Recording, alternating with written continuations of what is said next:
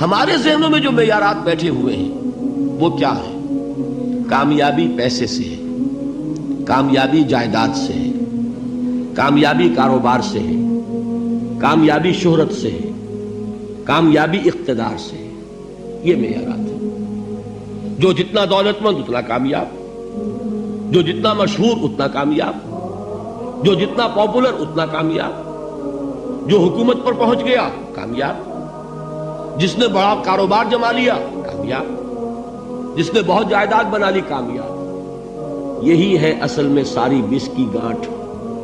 جو تصور کامیابی کا ہوگا اسی کے مطابق آپ کی بھاگ دوڑ ہوگی، اسی کے لیے جد و جہد ہوگی، اسی کے لیے توانائیاں صرف ہوں گی، اسی کے لیے دن رات کی مشقت ہوگی. یہ ہے اصل شے جس کی یہاں نفی ہو رہی ہے. کامیابی دولت سے نہیں، کامیابی شہرت سے نہیں، کامیابی اقتدار اور طاقت اور حکومت سے نہیں، بلکہ کامیابی ہے ایمان سے، عمل صالح سے، تواصی بالحق سے، تواصی بالصبر سے. آپ غور کیجئے اس نقطہ نظر کا، اس ایٹیچیوڈ کا، یہ جو مینٹل ایٹیچیوڈ ہے، اس کا بدل جانا ہی انسانی شخصیت کے اندر انقلاب برپا کرے گا. اب آپ کا نتیجہ کیا نکلا؟ اگر تو دولت سے کامیابی ہوتی تو قارون بہت کامیاب تھا، اگر حکومت سے کامیابی ہوتی تو فرعون اور نمرود بہت کامیاب تھے.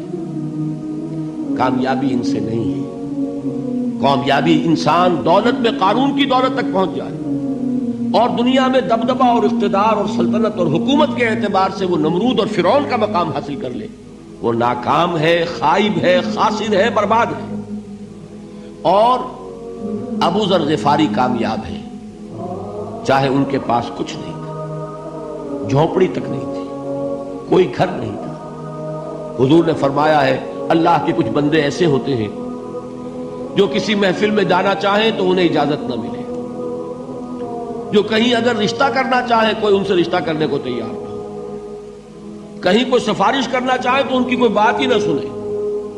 لیکن اللہ کے ہاں ان کا وہ مقام ہے کہ اگر بھولے سے بھی کسی بات پر قسم کھا بیٹھتے ہیں تو اللہ ان کی قسم کی لاج رکھتا ہے. یہ ہے فرق. یہ جان لیجیے اچھی طرح. اس بات کا مان لینا آسان، اس پر سبحان اللہ کہنا آسان، لیکن اس کے مطابق آپ کے اپنے ذہن کا بدل جانا بہت مشکل. اس لیے کہ ہم متاثر ہوتے ہیں اپنے ماحول سے. وہ بڑا محل ہے، دیکھ کر ایک دفعہ جھجری آتی ہے، وہ بڑی سی 20 فٹ لمبی کار سناٹے کے ساتھ آپ کے پاس سے گزر گئی. ایک دفعہ اعصاب کے اندر ارتعاش ہوتا ہے، محسوس ہوتا ہے بڑے یہ نصیبے والے لوگ ہیں، بڑے خوش نصیب، بڑے کامیاب. حالانکہ کچھ معلوم نہیں کہ یہی سب سے بڑی بد نصیبی ہو سکتا ہے کہ یہی سب سے بڑی ناکامی ہو. اگر ذہنوں میں یہ بات بیٹھ جائے کامیابی کس شے سے. یہی وجہ دیکھیے قرآن مجید میں بارہا آپ دیکھیں اولئک ھم المفلحون، یہ ہے لوگ کامیاب ہونے والے. آج یہ آپ نے نماز میں وہ آیات سنی، یا ایھا الذین آمنوا ارکعوا واسجدوا واعبدوا ربکم وافعلوا الخیر لعلکم تفلحون. اے ایمان والو، رکوع کرو، سجدہ کرو، اپنے رب کی پرستش اور بندگی کرو اور اچھے کام کرو تاکہ تم کامیاب ہو جاؤ. تو کامیابی کن چیزوں سے ہے؟ یہ ہے سب سے بڑا سبق. یہ ہمارے دل میں اگر بات بیٹھ جائے، ٹھک جائے، تو زندگی بدل جائے گی. صبح و شام بدل جائیں گے، نقشے بدل جائیں گے، بھاگ دوڑ کا رنگ بدل جائے گا، ویلیو سٹرکچر بدل جائے گا. آج وہ ایک چیز نہایت اہم نظر آ رہی ہے، کل نہایت غیر اہم نظر آئے گی. جیسے کہ حضور کی حدیث ہے، مالی ولی دنیا، مجھے تمہاری اس دنیا سے کیا سروکار ہے. انما مثلی کراکب استظل تحت شجرۃ ثم راح فترکها، میری مثال تو اس سوار کی سی ہے جو تھوڑی دیر کے لیے ایک درخت کے سائے میں ٹھہرتا ہے سستانے کے لیے، پھر وہ اپنا راستہ لیتا ہے. اسے اس درخت سے مستقل تعلق اس کا نہیں ہے، وہ اس کا گھر نہیں، وہ اس کی منزل نہیں. اسی طرح یہ دنیا میرا گھر نہیں ہے. اب دیکھیے ہم کہتے ہیں انا للہ و انا الیہ راجعون، ہم تو مسافر ہیں، ہم اللہ کے پاس سے آئے، اللہ کی طرف ہمیں لوٹ جانا ہے. کن فی الدنیا کانک غریب و عابر سبیل، حضور فرماتے ہیں دنیا میں ایسے رہو جیسے کہ تم اجنبی ہو یا راہ چلتے مسافر. لیکن یہ طرز عمل کب ہوگا؟ جبکہ یہ آیت ہمارے ذہنوں کے اندر بیٹھ گئی ہو، والعصر ان الانسان لفی خسر الا الذین آمنوا وعملوا الصالحات وتواصوا بالحق وتواصوا بالصبر۔ یہ ہے اصل بات جو میں نے عرض کیا تھا کہ میں بتاؤں گا صحابہ کیوں ایک دوسرے کو یاد دلاتے تھے۔ اس لیے کہ دیکھیے جیسے برف باری اگر ہو رہی ہو، آپ باہر نکلیں گے تو برف آپ کے کپڑوں پر جم جاتی ہے نا، تو آپ جھٹکتے ہیں کپڑوں کو تاکہ برف ہٹ جائے۔ ہمارے ایمان پر اس دنیا میں رہتے ہوئے جب ہم متاثر ہوتے ہیں ماحول سے تو گردہ آ جاتا ہے، برف پڑ جاتی ہے، اس کو جھٹکتے رہنے کی ضرورت ہے۔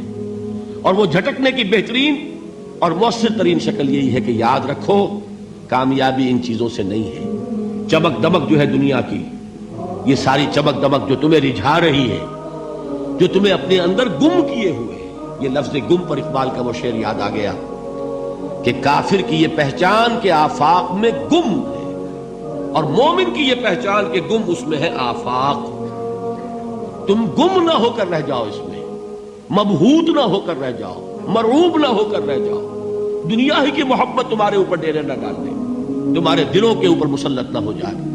لہذا تازہ کرتے رہا کرو، والعصر ان الانسان لفی خسر الا الذین آمنوا وعملوا الصالحات وتواصوا بالحق وتواصوا بالصبر۔ پھر یاد کر لو، پھر تازہ کر لو اپنے اس یقین کو کہ کامیابی دولت سے نہیں، کامیابی ثروت سے نہیں، کامیابی اقتدار سے نہیں، کامیابی شہرت سے نہیں، کامیابی جائیداد سے نہیں، کامیابی ہے ایمان سے، کامیابی ہے عمل صالح سے، کامیابی ہے تواصی بالحق سے، کامیابی ہے تواصی بالصبر سے۔